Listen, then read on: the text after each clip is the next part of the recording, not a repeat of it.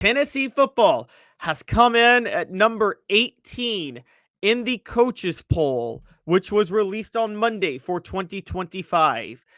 Is that too high, too low, or just right? You guys vote on the message board now. Too high, too low, just right. Now, let me talk about how Tennessee ended the season last year, to be fair. All right. Tennessee ended last season with a 10-3 record, a blowout loss to Ohio State in the first round of the college football playoff, finished number 8 in the coaches poll, number 9 in the AP poll. Now, their only quality win on the year turned out to be Alabama, who finished number 17 in both polls. They didn't have any other top 25 wins on the entire year. It was not an impressive 10-3 record for Tennessee, to be fair. They got into the college football playoff on a much easier schedule than we even thought at the beginning of the season, which was reason for lack of faith in them. In the offseason, they lost 9 starters on offense, including their quarterback, who transferred. They also lost their best overall player on defense, NFL-wise, in James Pierce, and their best returning player is now hurt. So regardless of what you think and what you know about Tennessee on the front end and from covering them the way I might know them, it is beyond fair to say, honestly, that this Tennessee football team probably was expected to take a major step back from last year because of all of those issues. With that in mind, I don't mind them being, despite finishing last year number 8, I don't mind them being close to number 18 this year. And as we know, Tennessee last year, like I said, they only played 3 ranked teams, one in the postseason, by the way, in Ohio State. It was only Alabama, Georgia, and Ohio State were the only ranked teams they played that finished the season ranked, is what I mean, that turned out to actually be quality opponents. They still got a bad loss on the resume last year. And this year, so far as we're looking at, they have to play at least 3 ranked teams this year, potentially 4. They have to play 3 teams that finished last year in the top 25 in the regular season. They only played 2 teams last year in the regular season who ended up finishing last year in the top 25. Now, they do play 3 teams this year who are in the preseason top 25 this year. That's not the same as the 3 last year that finished, because Syracuse is not in the top 25. Florida is. We will get to Florida. I know there's a lot of anger on that. However, taking all that into account, I think putting Tennessee at number 18 is fine and totally understandable. I think that's totally understandable, totally fair. I'm all on board with it. As far as things go with teams Tennessee is ahead of, I think there's a strong case to put some of those teams ahead of Tennessee. I'm just going to be honest with you. You could maybe make the case they're lower. Indiana, no, I'm not going to go there. Curt Cignetti, I get the situation they're in, but they played such a bad schedule last year. They were barely a Power 5 team, in my opinion. But Kansas State, Iowa State, I think they belong in the top 25, but it's fine that Tennessee's ahead of them. Texas A&M, look, I'm going to be honest. Texas A&M was under a first-year head coach, and Mike Elko went 8-5. I actually think they're going to take a huge leap forward. I would have put Texas A&M ahead of Tennessee this year. I would have. They were 8-5. Again, they were 8-5 last year, and that was Mike Elko's first season. And I genuinely would have put Texas A&M ahead of Tennessee. I know people think I'm crazy, but I would have. Texas Tech, I might have put Texas Tech ahead of Tennessee. Texas Tech has bought a lot of talent. Okay, a lot of people don't realize this, but they've bought a ton of talent in the offseason. It's kind of one of the underrated things they did, and they went 8-5 under Joey McGuire last year. I might have considered putting Texas Tech ahead of Tennessee. Unranked teams that could have the case. You could make the case for Missouri, who is 27th in the coaches poll based on the rankings. You could make a strong case for Oklahoma's 26th. I don't think you can make a case for Oklahoma based on what happened last year. I just don't think that's a thing. But you could definitely make a case for Missouri, given how they've finished the season and the talent they have coming back. So with all that said, Tennessee, are they too high, too low, or just right in the coaches poll? While I have made the case for teams to be ahead of them that are behind them, I still think it's just right. And the biggest reason I think it's just right is there are teams I think they should be ahead of, which I'll get to later. But to just on the surface, I am totally fine with Tennessee being at number 18. I think the fact that there's so many questions about Tennessee this year, particularly at quarterback, all the changes on offense, who's going to be the star on defense, were they really as good as their record indicated last year? The fact that they even start the year in the top 25 is a huge testament to the program Josh Heupel has built in year 5. This would not be a team that would be a perennial top 20. That means that they were a perennial top 25 team to enter the year. It's a default assumption they belong in the top 25. That has not been the case for Tennessee for a long time. That alone is a huge testament to the program Josh Heupel has built to this point. Because remember, the last time that was the case was, I would say, probably 2017. Tennessee was in the top 25 under Butch Jones. They barely squeaked in at the start of the year.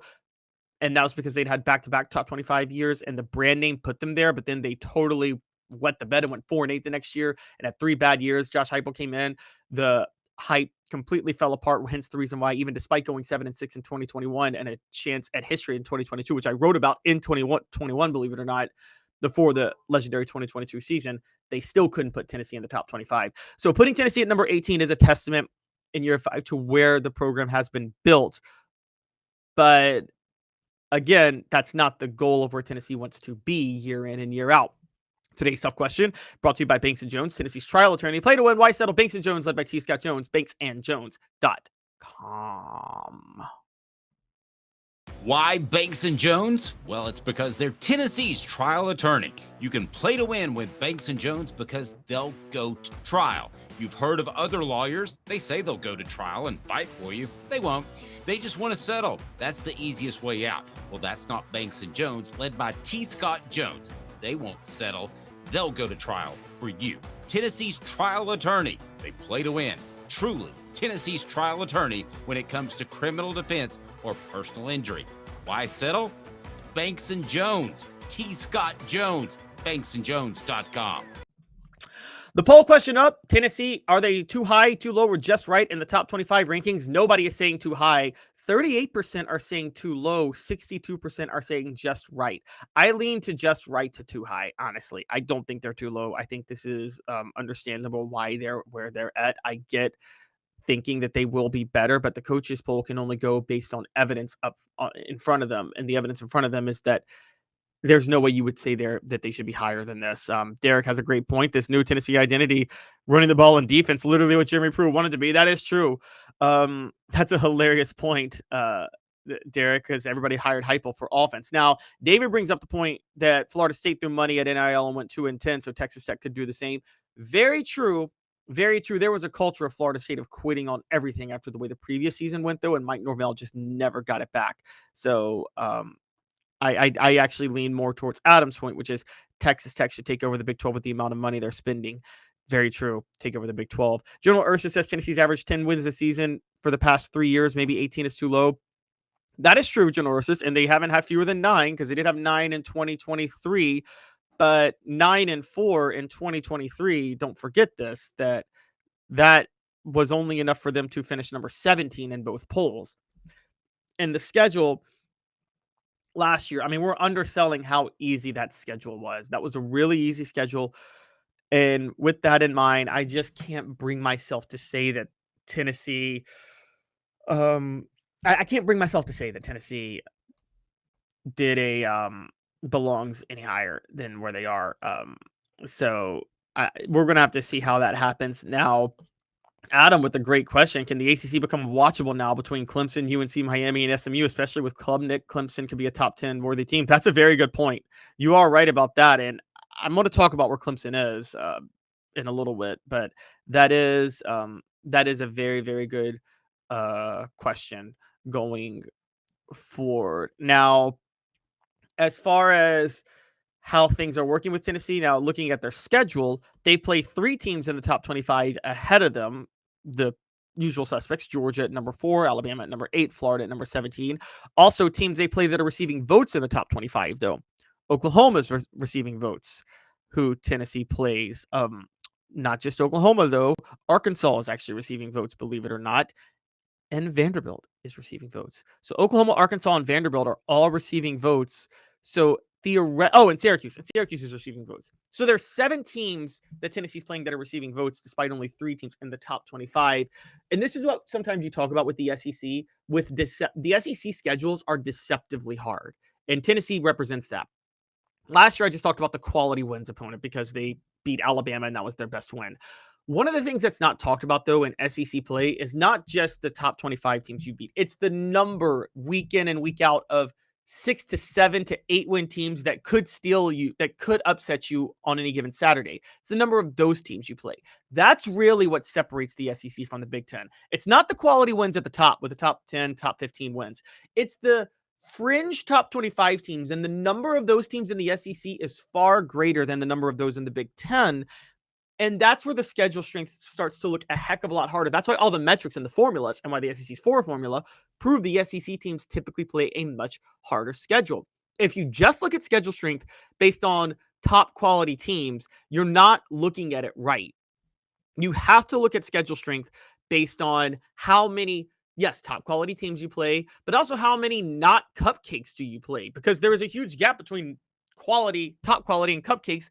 And we're talking about, again, those bowl eligible, bowl caliber teams, or teams that may just miss a bowl game in the 5 to 8 win range. And just to give you guys that are Power 5 teams on top of that, because just to give you guys an example, Indiana last year, we talk about how easy their schedule was. It was easier than it even looks on the surface, because it's easy enough given the fact that the only quality team they played last year was Ohio State, and they lost 38-15. But more importantly than that, Indiana did not play their 3 non-conference games. One was against the Division II school, Western Illinois, that went 4-8. Another one was FIU, which went 4-8, and then another one was against Charlotte, which went 5-7. So they didn't play any Power 5 non-conference teams, and all the teams they did play had losing records. Beyond that, UCLA they played went 5-7. Maryland they played went 4-8. Northwestern they played went 4-8. Do you guys see a pattern here?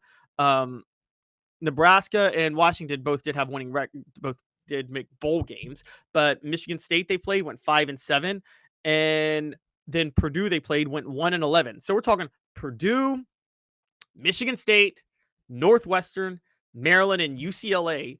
5 of their 9 Big Ten games were against teams that finished with losing records, along with their 3 non-conference games, all against non-Power 5 schools. That's 8 games against teams that finished with losing records in a 12-game season. Meanwhile, when you talk about Tennessee, yes, this is where polls can skew things a lot. While they only beat 1 team all year to finish the season in the top 25 in Alabama, some of the teams they did beat, NC State did go 6-6 during the regular season. Oklahoma went 6-6. Now they both finished 6-7, but they did at least go 6-6. Arkansas finished the year 7-6. Florida they beat, finished the year 8-5. And then Vanderbilt, as we know, finished the year 7-6. So they beat a bunch of 7-6 caliber teams, which stand out more than 5-7, 4-8. That's where schedule strength is such a huge difference. And the coaches poll and the AP poll, the problem with polling is it can't quantify those unranked teams that finish with winning records, bowl caliber, and fringe cusp top 25 programs. I think that's a big deal. Now, Unsung is saying Indiana beat Michigan, Michigan beat Alabama. Okay, we can do circular logic all day on that. This is what I mean. You have to go on a week in, week out basis, and week in, week out, Indiana had cupcakes. It wasn't just the lack of quality teams they played at the top.